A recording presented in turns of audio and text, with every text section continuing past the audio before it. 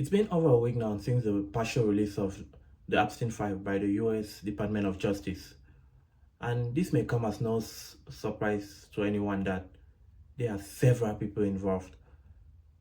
But also, this may also come as no surprise that no one has been charged right up to now, especially in the US.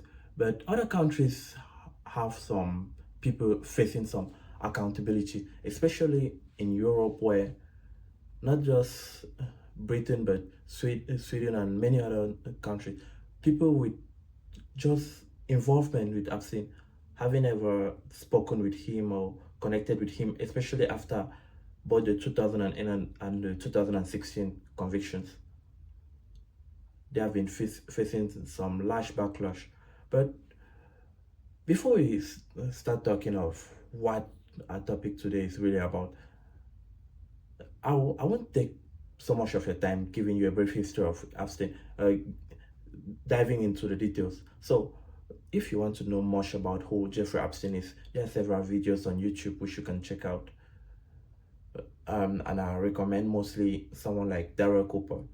But that aside, if we should be talking of Epstein, I'll give you a quick recap of who he is and what happened. So, Jeffrey Epstein was a US financier whose career debut started in the early, or at least in the mid 1970s, as a primary school teacher, I think. Yeah, I think it's primary.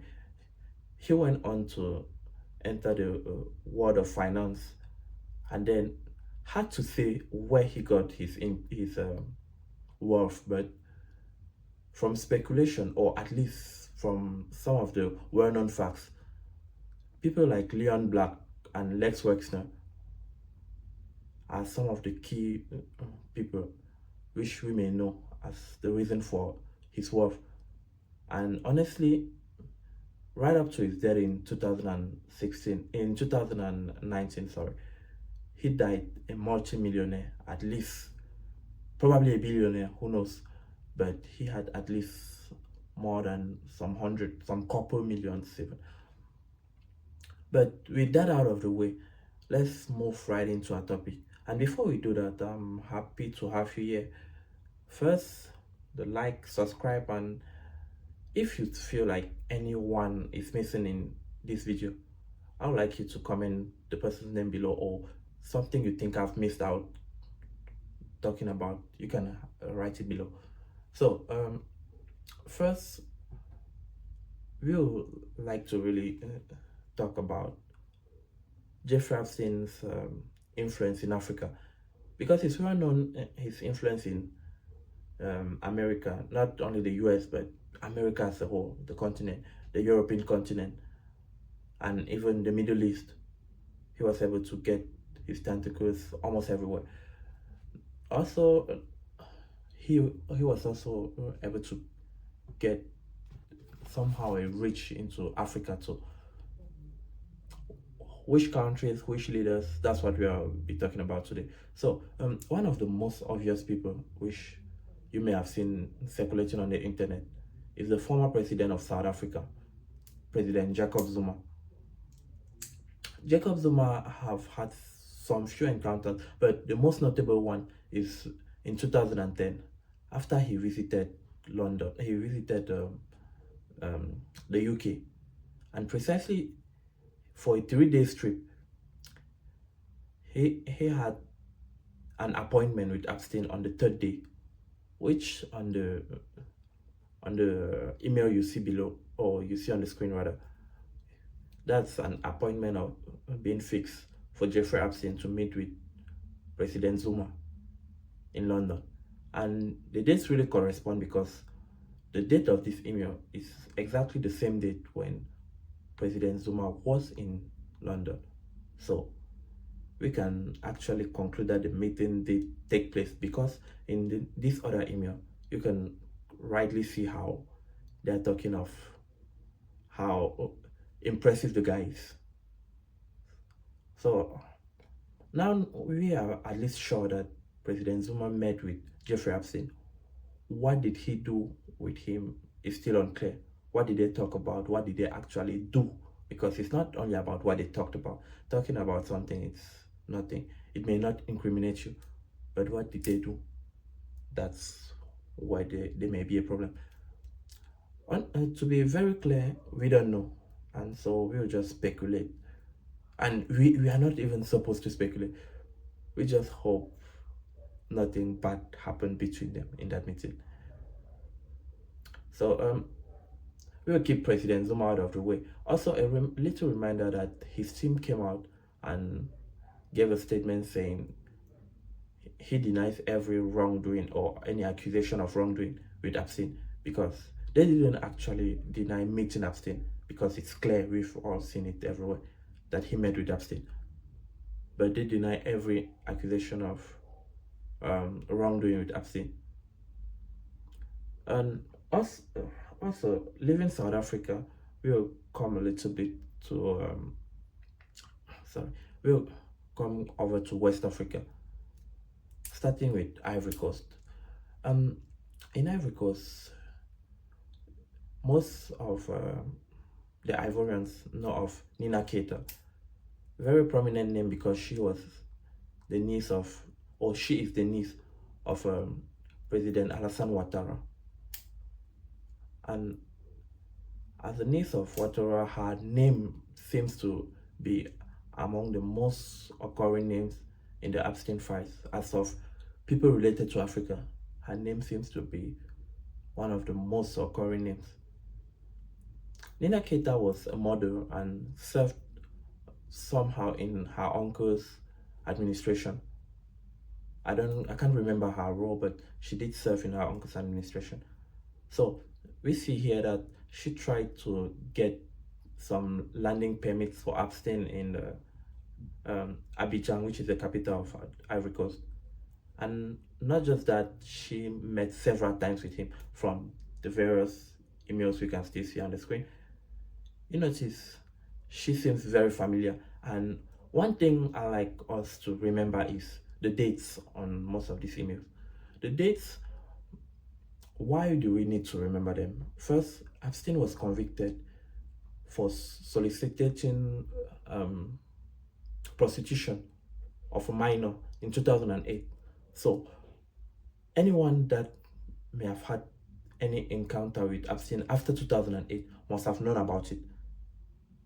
And again, he was still convicted in 2016, which he was given what most people would describe as a sweetheart deal. Got out of jail way earlier than he was supposed to, and had more flexible time than anyone supposed to be in jail. Even some of us, which we can say we consider ourselves free citizens, we have less free time than him when he was in jail in 2016. So anyone on all of these emails we've been showing who had any contact with Epstein after 2008, we can say probably did not know, but obviously you will know. And what now of after 2016, which, as of the case of someone like Nina Keita, we've seen several encounters with Epstein after 2006. So we understand she knew, but still continued to have interactions with him. And our problem is not really Nina, because she already knew, and we can obviously say she may have gone to the island. This is allegedly. We can allege that she probably went to the island, but sense of Emia is not actually Nina. She may be part of the elite, but not of the of any leader. She's not actually a leader in her nation. Our issue here is President Ouattara. Did he meet Epstein?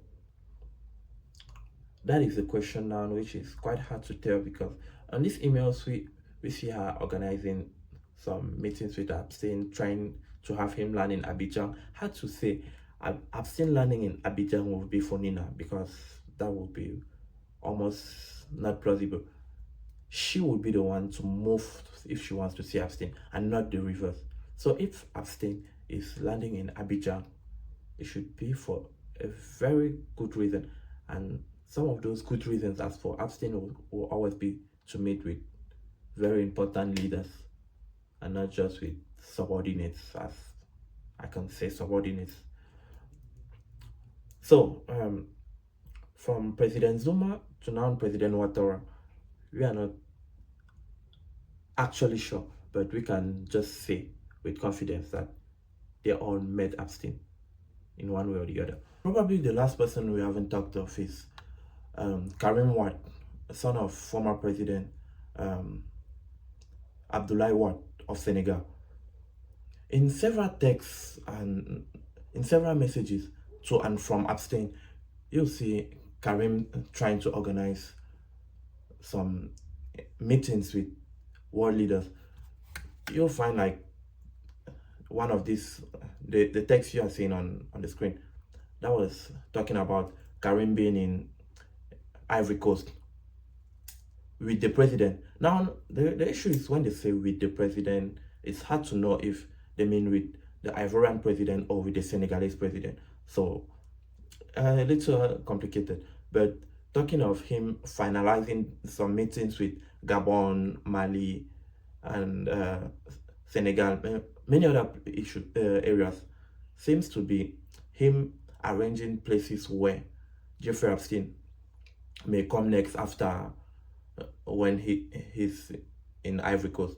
So Jeffrey Epstein may have had some connections with President Abdoulaye Wade, which is kind of plausible, but we don't know.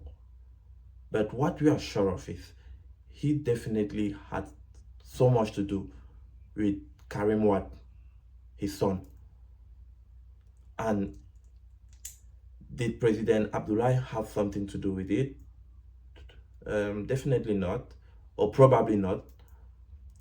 But allegedly, Karim must have been to the island. That's a fact. His name tends to appear in the files so many times. Hard to say he never really knew Jeffrey Epstein on a personal level.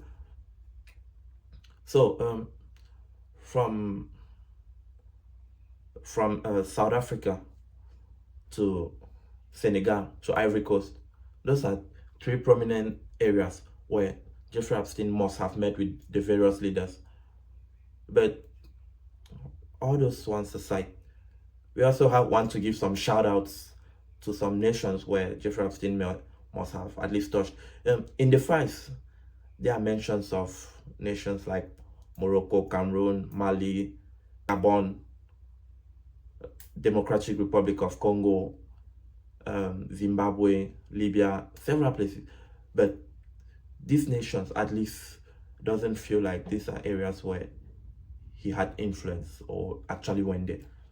So shout out to those nations and their leaders for probably not meeting with Epstein, but we'll just keep an open eye and keep on investigating so we can see how far Jeffrey Epstein went.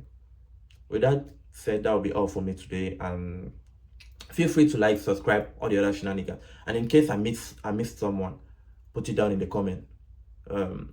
Your contribution will be very valuable. Thank you. We announced that our membership figures stood at 700,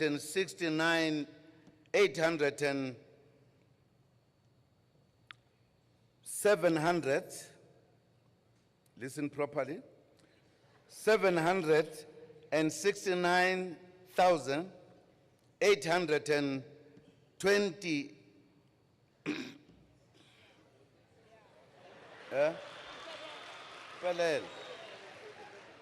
and 70 members, down from 100.2 million in 2012.